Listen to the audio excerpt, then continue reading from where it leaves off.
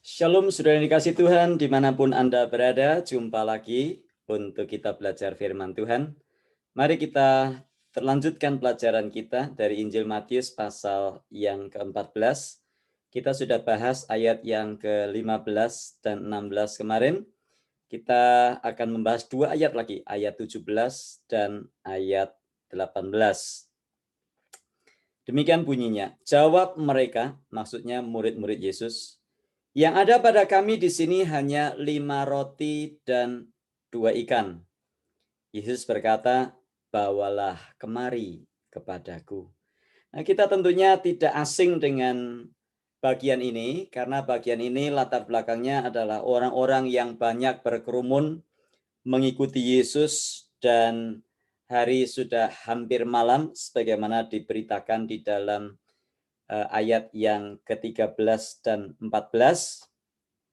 Kemudian ayat yang ke-14, ayat yang ke-15 dan 16, murid-murid meminta kepada Yesus untuk Yesus menyuruh orang-orang yang banyak yang berkerumun, yang berbondong-bondong mengikut Yesus tadi untuk pergi supaya mereka bisa membeli makan di desa-desa sekitarnya. Dan kita tentu masih ingat kemarin ayat 16, Yesus bukan menyuruh pergi, tetapi Yesus justru berkata kepada murid-muridnya, tidak perlu mereka pergi, kamu harus memberi makan. Nah, saya sudah jelaskan tentang memberi makan. Memberi makan di sini bukan sekedar hanya sekedar memberi makan, tetapi di dalam memberi makan maknanya sangat-sangat dalam dan indah. Karena memberi makan adalah tindakan ilahi. Memberi makan adalah karakter ilahi. Memberi makan adalah perbuatan kasih yang Tuhan sudah tunjukkan, baik pada waktu Tuhan Allah menciptakan manusia, pada waktu orang Israel berjalan di padang gurun menuju ke tanah perjanjian, maupun juga pada waktu Yesus dalam pelayanannya banyak memberi makan kepada orang. Dan ada seseorang yang mengirimkan WA kepada saya kemarin dengan kutipan yang sangat bagus dari Mother Teresa yang berkata, kalau kamu tidak bisa memberi makan kepada 100 orang, berilah makan kepada 1 orang. Ya, karena memberi makan adalah satu tindakan kasih yang paling sederhana yang kita bisa lakukan. Bahkan firman Tuhan berkata, jikalau seterumu lapar, beri dia makan. Bahkan memberi makan pun bukan terbatas kepada orang-orang yang kita sukai, tetapi juga kepada musuh. Kenapa? Karena dengan demikian Alkitab berkata, kamu menaruh bara di atas kepalanya. Artinya kita melakukan perbuatan kasih. Nah, kemudian sekarang apa yang menjadi respon dari murid-murid ketika Yesus menyuruh mereka memberi makan? Murid-murid berkata, yang ada pada kami di sini hanya 5 roti dan 2 ikan. Mereka menghadapi kemustahilan, mereka frustrasi, mereka sudah mentok sampai di situ, mereka tidak bisa berbuat apa-apa, tidak punya cukup makanan karena hanya 5 roti dan 2 ikan. Bagaimana mungkin bisa untuk memberi makan kepada 5.000 orang lebih? Mereka sudah mentok hanya sampai di situ saja. Tetapi perkataan Yesus kepada mereka menjadi kunci jawabannya. Yesus berkata, bawalah kemari kepadaku. Nah, kita harus tahu siapa yang mengatakannya. Kalau yang mengatakannya mungkin teman, tetangga, kanan kiri saudara kita, ya mungkin kita ngapain kamu, gua kasih ke kamu kan. Ya. Tetapi di sini kita melihat waktu Yesus berkata, bawalah kemari kepadaku. Nah, seringkali kita protes, Tuhan Yesus ini bagaimana sih? Katanya suruh beri makan orang banyak. Punyanya cuma 5 roti 2 ikan, kok malah sekarang diminta bawalah kemari kepadaku. Nah, apa maksudnya? Apa yang kita bisa pelajari dari ayat-ayat ini? Ayat yang sederhana, yang sering kita baca tapi seringkali terlewat dari perhatian kita. Kadang kita tidak bisa berbuat apa-apa. Kita merasa tidak bisa, kita merasa tidak mampu. Kita sudah berusaha dengan kekuatan dan menurut kalkulasi perhitungan kita sangat tidak mungkin 5 roti 2 ikan mau disuruh memberi makan orang, jelas nggak mungkin. Tapi kita lupa di hadapan kita, di dalam hidup kita, ada Tuhan yang berkuasa melakukan segala perkara yang olehnya dia berkata, bawalah kemari kepadaku. Nah, seringkali kita lupa siapa dia yang sedang berkata-kata kepada kita. Kita lupa bahwa dia adalah pencipta langit dan bumi.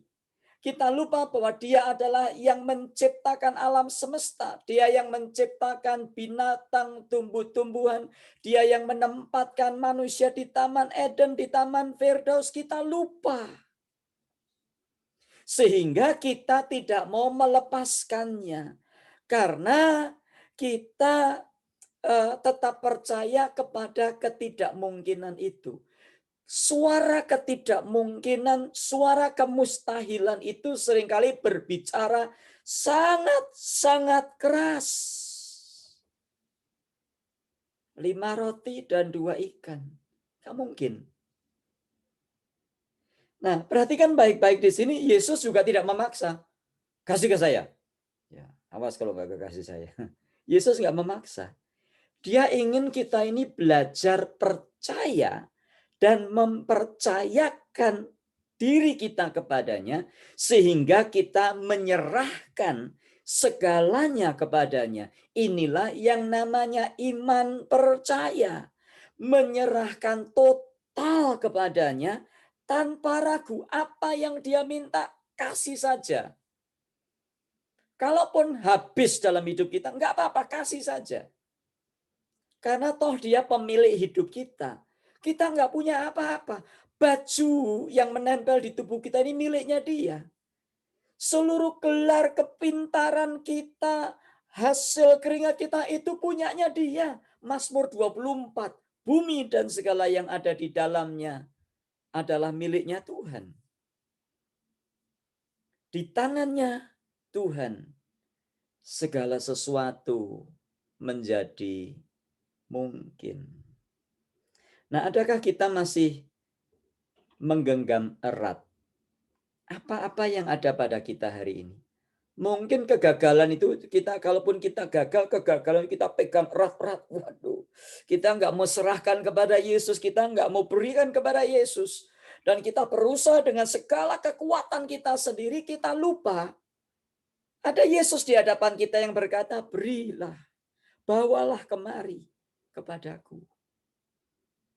Nah, mungkin itu satu-satunya yang kita miliki. Jangan kau pegang erat, jangan kau genggam terus, serahkan kepada Tuhan. Serahkan kepada Yesus. Entahkah hidup kita, harta kita, atau mungkin kekhawatiran kita. Aduh, kita kok sudah punya kekhawatiran. Seolah-olah itu menjadi seperti kekayaan kita. Loh, kekhawatiran kok dipelihara. Tapi rasanya kita merasa nyaman. Kita nikmati kekhawatiran itu sampai kita lupa. Yesus berkata, bawalah kemari kepadaku. Makanya Yesus berkata kan, Matius 11:28, marilah kepadaku semua yang letih, lesu, dan berbeban berat. Aku akan memberikan kelegaan kepadamu. Tapi kita merasa expert ya. Kita merasa ahli di dalam membawa dan memikul beban itu, kita pegang sendiri. Seperti murid-murid di sini. Serahkan pada Yesus. Supaya dia bisa mengubahnya. Ada perubahan yang terjadi. Dan kalau perubahan itu terjadi, 5 roti dan 2 ikan itu bukan cuma bisa buat kita makan. Bukan cuma buat murid-muridnya saja. Bukan cuma buat 12 muridnya, tetapi pada waktu kita menyerahkan itu kepada Yesus, maka dia bisa mengubahnya, menjadikannya berkat bagi banyak orang di sekitar kita. Serahkan kepada Yesus. Jangan dipegang sendiri. Mungkin itu juga waktu kita. Aduh, waktu saya aja nggak cukup. Bagaimana mungkin saya mau lakukan ini? Bagaimana mungkin saya mau pemuritan? Bagaimana mungkin saya mau pelayanan? Bagaimana mungkin saya mau memberi makan orang? Nggak mungkin, saya waktunya habis. Kuncinya kalau kita atur karena kita pegang sendiri. Serahkan kepada Yesus. Serahkan kepada Yesus. Itu sebabnya penting sekali berdoa. Kita berdoa pagi hari bukan karena ketakutan. Kalau nggak berdoa nanti kena begal motor. Kalau nggak ketakutan ada sepeda motor yang kecelakaan. Dan bukan. Kalau kita berdoa pagi hari, kita menyerahkan seluruh hidup kita ke dalam tangan Tuhan. Tuhan, aku menyerahkan hidupku dalam tangan-Mu. Aku menyerahkan waktuku sepanjang hari dalam tangan-Mu. Aku menyerahkan tokoku ke dalam tangan-Mu. Aku menyerahkan usahaku, Tuhan, jualan online. Aku menyerahkan usahaku jualan nasi pecel, nasi langgi, nasi kucing ke dalam tangan-Mu. Tuhan, pakailah ini untuk memberkati dan menjadi berkat bagi banyak orang.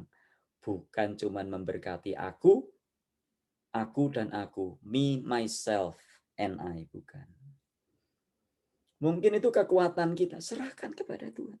Serahkan. Nah, selama kita pegang terus, ya semuanya tetap 5 roti dan 2 ikan. Bahkan untuk makan kita pun juga nggak cukup kan. Kepengen nambah sudah nggak ada. Tetapi waktu itu kita serahkan kepada Yesus. Bisa berubah menjadi banyak. Sehingga bisa, kalau jadi banyak, bukan sekedar memberkati, yes luar biasa, next level. Bukan. Maksudnya supaya bisa memberkati banyak orang. Itulah tujuan Tuhan memberkati. Itu sebabnya latih dirimu untuk menyerahkan segala sesuatu, kekhawatiran, serahkan dalam hidupmu. Supaya kekhawatiran itu diganti dengan sukacita, diganti dengan iman. Sehingga kita bisa memberkati orang lain. Serahkan.